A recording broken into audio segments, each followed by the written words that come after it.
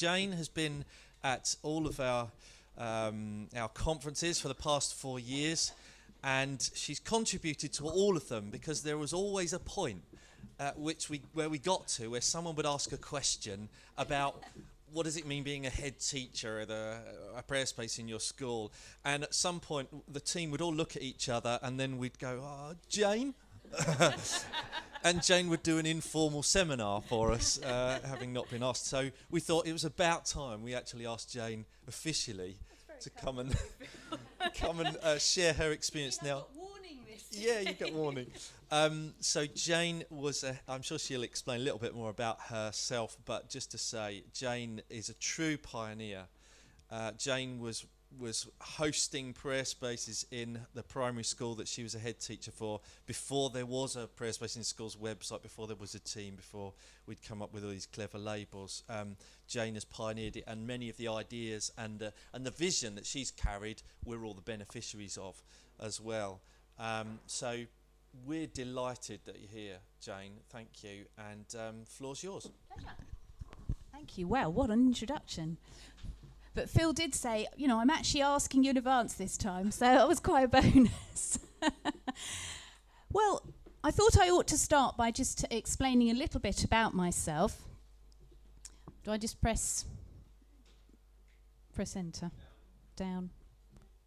Here we go. Okay, thank you. So my name's Jane Whittington, and I've been a teacher for the last 24 years. And the last 13 of those have been in various head teacher roles. So I had my first headship in a community infant school called Moss Lane Infant School in Godalming. Beautiful Victorian building, roses round the door. Somebody even wanted to use it as a film location, which, as we'd had a bad governor's meeting the night before where we realised we got a serious budget problem. And this guy knocked on the door the next day. He said, "Hi, I'm Mitch from the BBC." I thought, yeah, likely story. "And I want to use your school as a film set." It was God's answer to that prayer, I think. And our children were extras, so it was wonderful. After that, I moved to Potters Gate Primary, which is the logo at the bottom there, which was a school that was in special measures when I got there. I was their 6th head in 18 months, and they were not in a good place.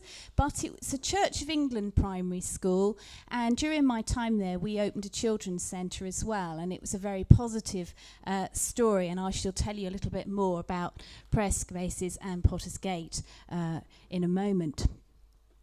I then thought I would give up being head teacher because it does take quite a toll on your family life, and I managed it for a term, and then the diocese said, "We're absolutely desperate, our most challenging school, we need an interim head for a term."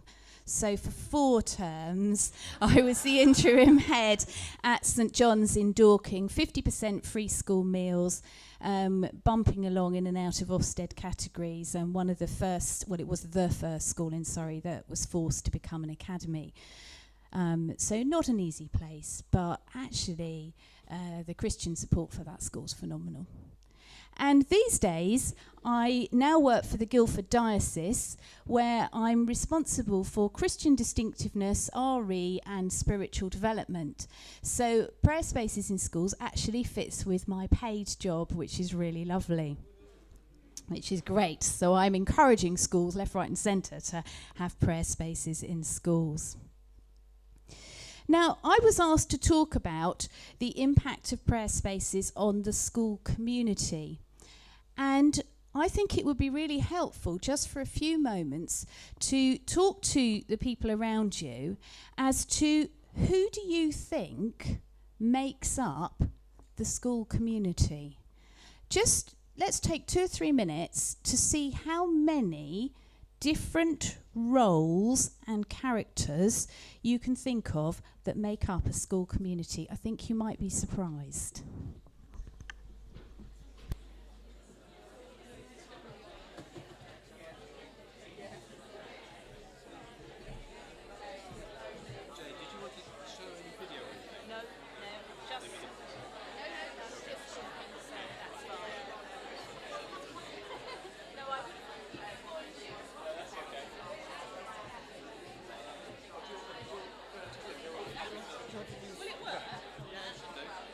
Well, it works on mine, so... it's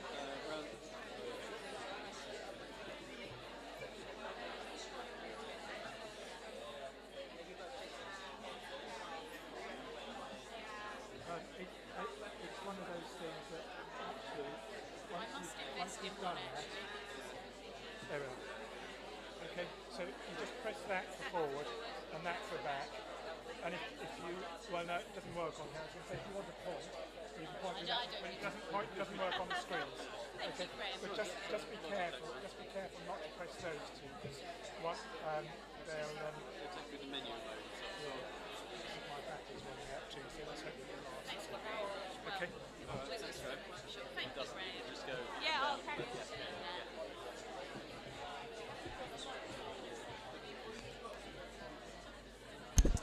Okay, if you can just draw to a close. I'm going to do what I would have done with a class. Anybody got more than 5? 5 different people. Yeah, more than 10? More than 15? More than 20? They're thinking they might have over there. Well, I came up with this list, and this was just me thinking about my last school. No, it doesn't all fit on one screen. Don't get too excited. There's a lot more. But you start off by thinking about the pupils and the teachers, but actually there are a lot of other people involved in the life of the school. People like the midday supervisors and the kitchen staff, and I'll tell you what, if your caretaker is off sick, that's when things really, really seriously start to unravel, because it's no joke having to get there and unlock your school in the morning, do his bit of cleaning and lock up at night. But key people that are part of the school community. So I for a primary school, thought that if your school had extended services such as a children's centre, I definitely came to over 20. I think that was about 24 different roles within the school. Now, I was head of a one-form entry primary school with a children's centre, and I wrote personal Christmas cards to all my staff every year, and I reckon I wrote about 55 Christmas cards every year, so to school staff. Then if we go into secondary schools, I think there are some additional roles in the secondary schools as well. And fortunately, many schools these days have chaplains, which is absolutely wonderful. But you've also got language assistants and lab technicians and so on. So the reason that I did that was to show you that the spiritual life of the school impacts on far, far more than just the pupils and the teachers, who are the people that we so often talk about. Actually, when we run our prayer spaces, if we can engage all those adults as well, that has a really big impact on the spiritual life of the school. The first prayer space I ran, we did at lunchtime, so I'll tell you a bit more about that in a moment. But our school cook, who was a lovely Christian lady, cottoned on quite quickly that the children were having some issues around getting to eat lunch and participate in the prayer space. And she went out of her way to make sure that the children who needed the most time in the prayer space had a lunch kept back for them, kept warm for them, or they ate early.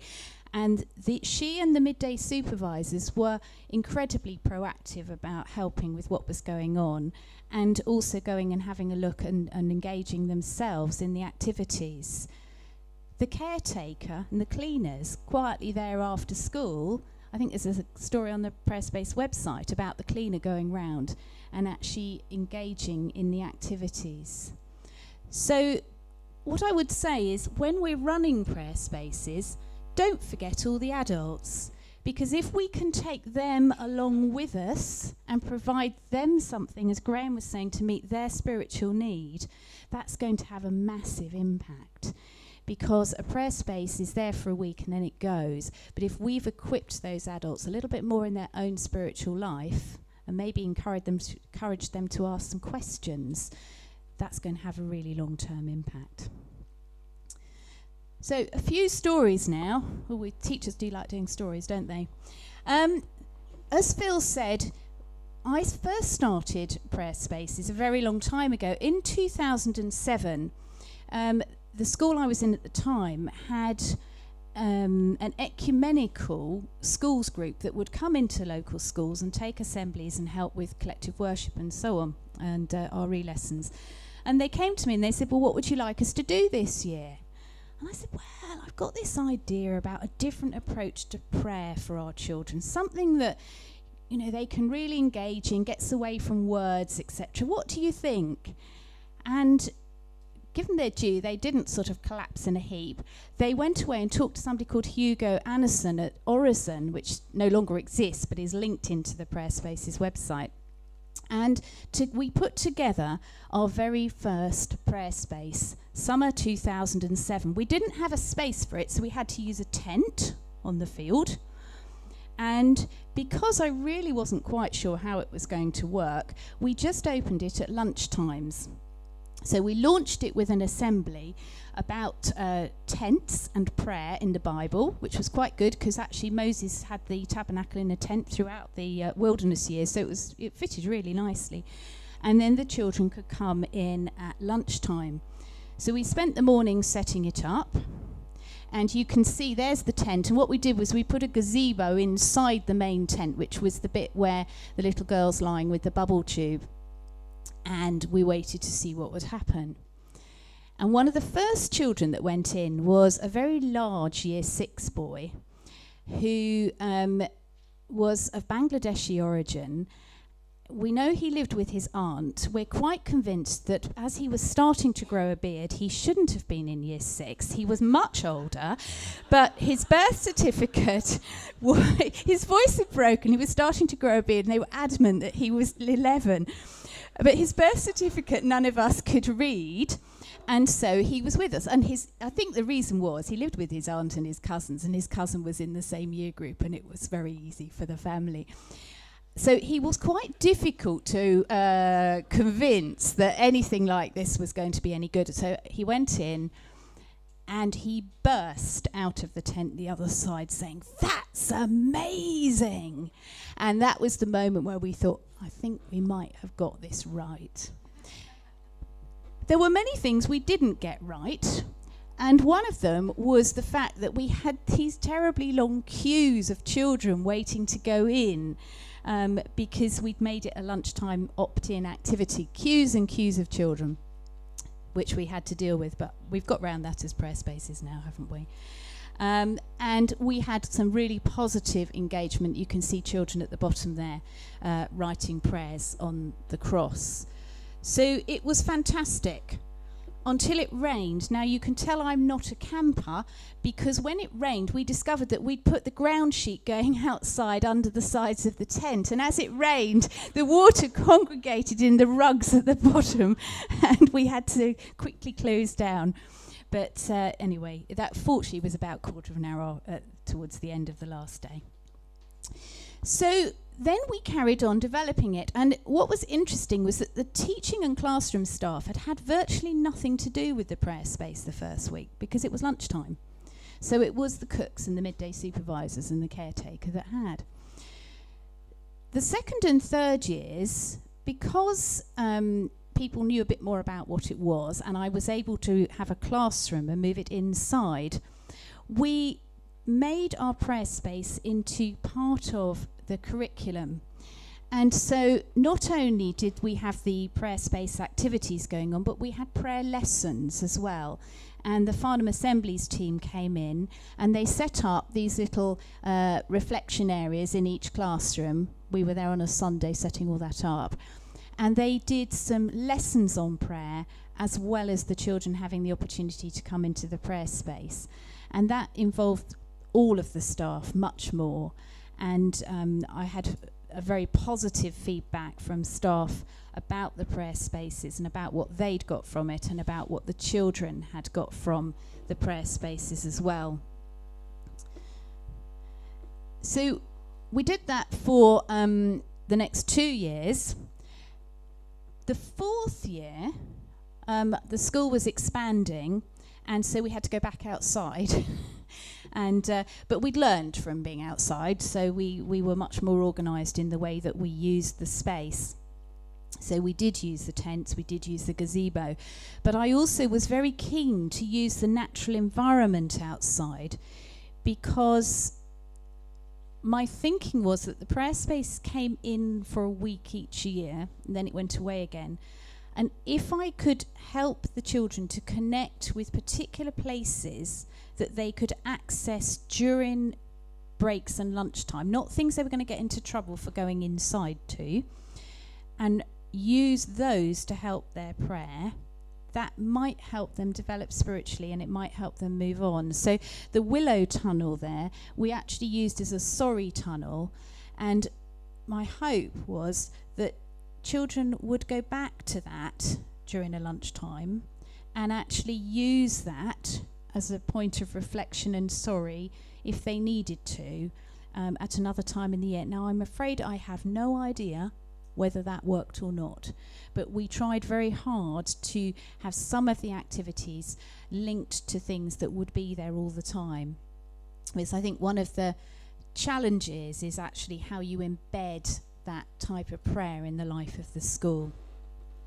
But another exciting development for us in this year was that by this stage the children had had 3 years experience of prayer spaces.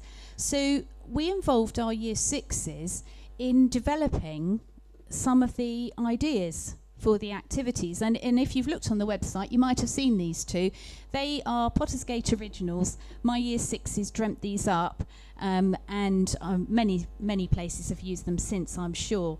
But they were ideas that came from our children. And we did that by having a session with the children, with the year 6s, and they were given an object and they were asked various questions about it.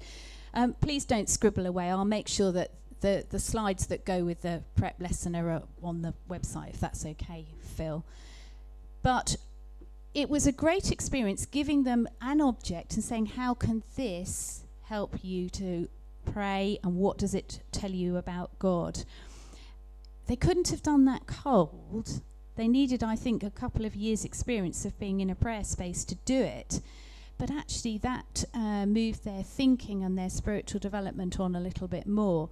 And that was really special, actually. And they were incredibly engaged in this prayer space that year. So my reflections on the impact of the prayer space on the spiritual life of our school. The children really enjoyed it, and they did find it very helpful. And I was nodding away when Graham was talking about those different children, because I can give you numerous examples of children in quite tricky situations who found it very, very helpful. I think prayer became something that was quite normal in our school life. You know, prayer was used. It was a word that was used. We would pray about things if they were happening or difficult. I think it was a church school, but actually I was probably the only Christian member of staff until the Children's Centre manager arrived. But staff with no faith background did seem to become much more comfortable with the spiritual aspect of the curriculum. I think they could see that it was fine, and that the volunteers who were working with the children were not forcing things down their throats, and it just led to more of a comfort about that. I think there was a very different experience of prayer, which was positive for everybody. And when I did put interactive prayer stations out during the year, the children interacted with them really well. And I think that's an interesting whole other discussion to have about permanent prayer stations. Church schools, which this one was, have an additional inspection, a SIAM, Statutory Inspection of Anglican and Methodist Schools. They turn up once every 5 years now. And in 2011, the prayer space had been booked a year in advance. The SIAM is a week, you're told a week before, and he happened to come on a prayer space day, which was really rather good. So I said to you, I promise you faithfully, this is not done for your benefit, but you are coming on the day and we've got prayer space, which was really helpful. And so he spent quite a bit of time in the prayer space. You won't be surprised to hear. And initially, I think, as an inspector, he was slightly sceptical. Was this some kind of gimmick that this woman had got going, or was it a really helpful part of the school? And that was good. But when we got our report at the end, one of our established strengths was the opportunities for children to engage in prayer and reflection. And a couple of really positive comments in our SIAM's report about the prayer space.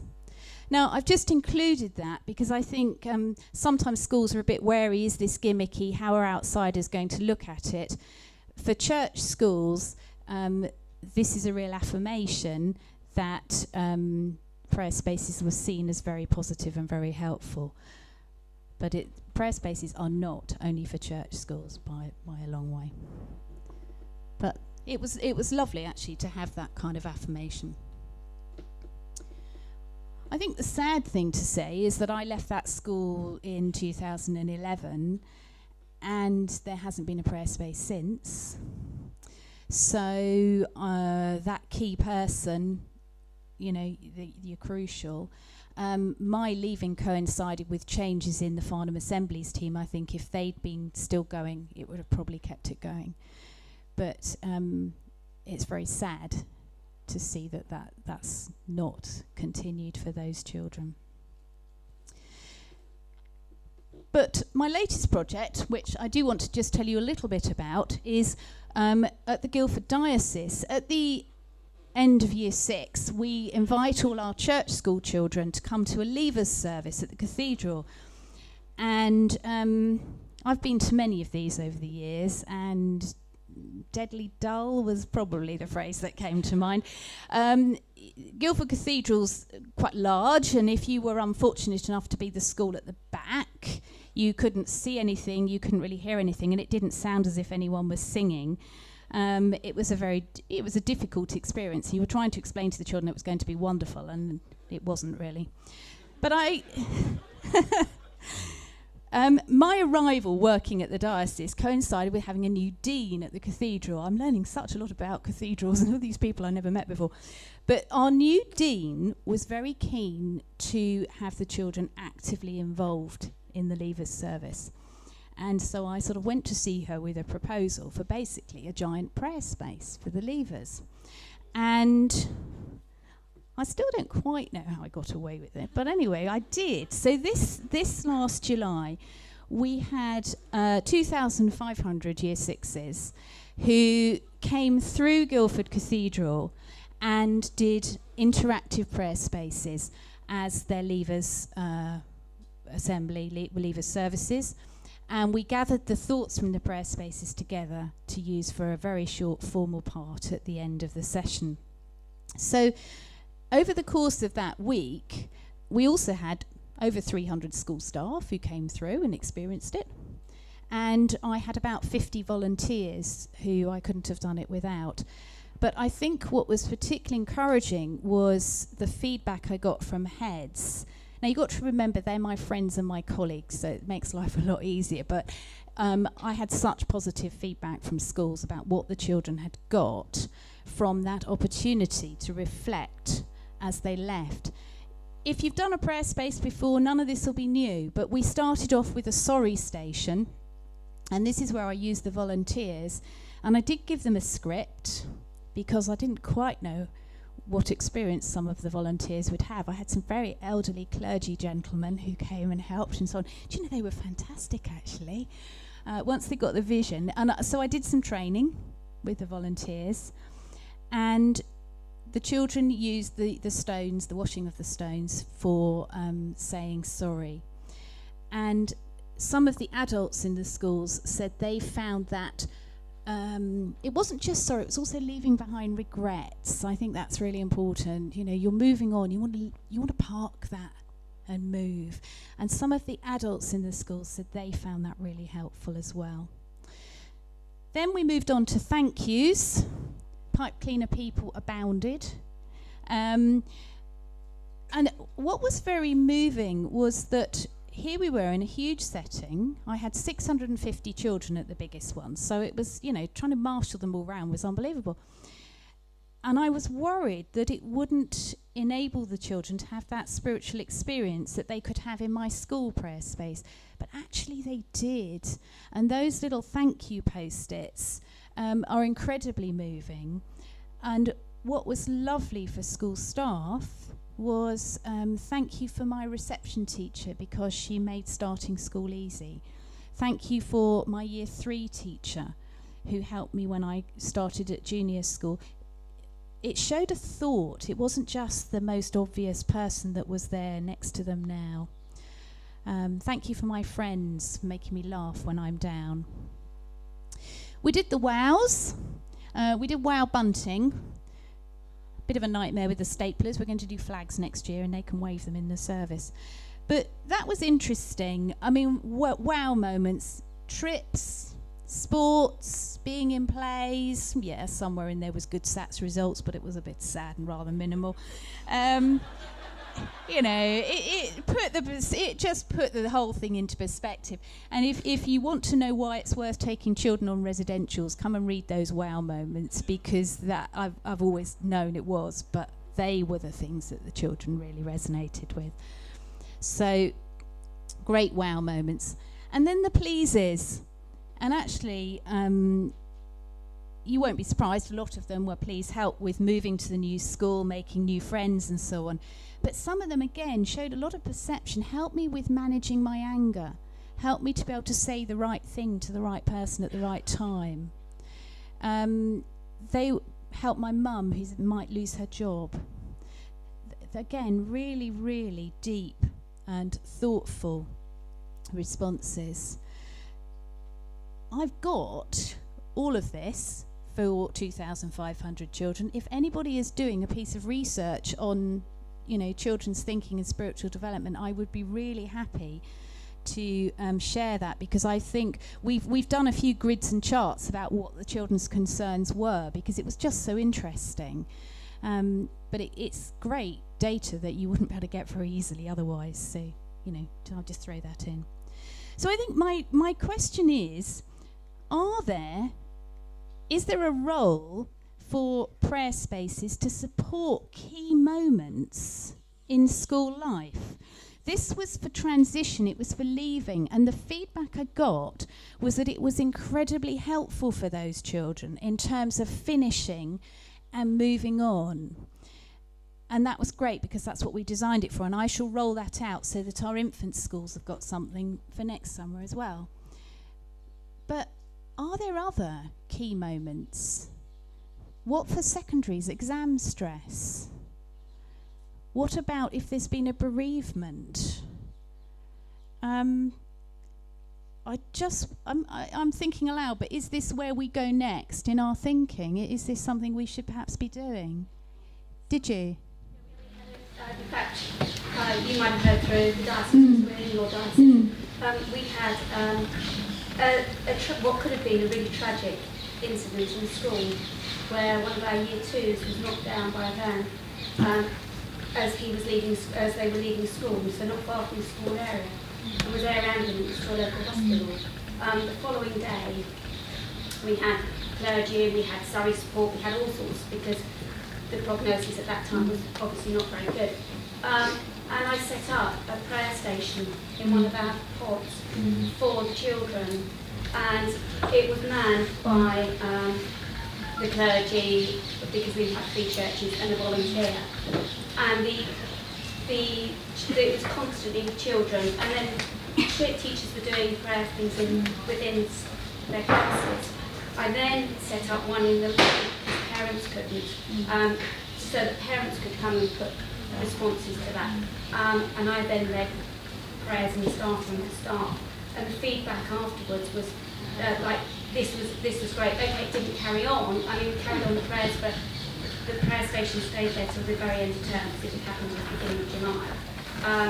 And I've now got, and I'm trying to work out, we did put a few of the prayers into a scrapbook, which we sent a member of staff to cut to the parents of the child, and they were really, really appreciative of it. I've now got a complete basket full of other prayers. I'm now trying to work out what do I actually do, because I don't want to throw them out, because actually they are fabulous, but I don't think the parents are going to want quite this many. I might put them into a shoebox and say, look, now he's on the road to recovery. Would you like to see what actually happened that day in school? That's really useful. That's exactly what I was. I'm just thinking aloud, and I do know that the response at your school was amazing, wasn't it? And we were back at the office praying like mad for him as well. But yeah, is that something we need to have? Because perhaps we should have those sorts of things ready. But I think particularly, I've had secondary kids go through exams. Is there scope for looking at those sorts of life moments as well? I just wanted to end really by showing this slide, because Pottersgate was the school where I set up the prayer spaces. I've talked about the impact of the prayer space on the spiritual life of the school. This graphic was one that I came across many, many years ago in a Christian teacher's piece of resource material, and I love it. If you follow it round, it's a single line, and it's drawn by a Hungarian artist, and I had this sort of really appalling copy that I used to use in assemblies, and the children loved it as well. And one of our older members of staff retired, and she came to her leaving assembly and she said, I've got a gift for the school. And she got in touch with the artist in Hungary, and she had commissioned him to create our own version of this, especially for the school. And it's something that is so incredibly special. It's special because that's unique, but I think it's also special because this child, and who are they talking to? And look at the way that they're being listened to. The children loved that picture. We had it at child height where they could see it, and you'd see them running their finger around it, and that idea that the line is directly from them to God, or if they weren't a Christian, or if they were another faith, it could be to their father or their grandpa or their brother or their whoever it was. But I think it just summed up that feeling of the importance and centrality of prayer and listening and speaking to God in our school. So I love that picture, and I just wanted to share it. And finally, I'm pretty easy to find. If you need to get in touch with me, Google Guildford Diocese and I come up, but do have a chat over lunch as well. Thank you.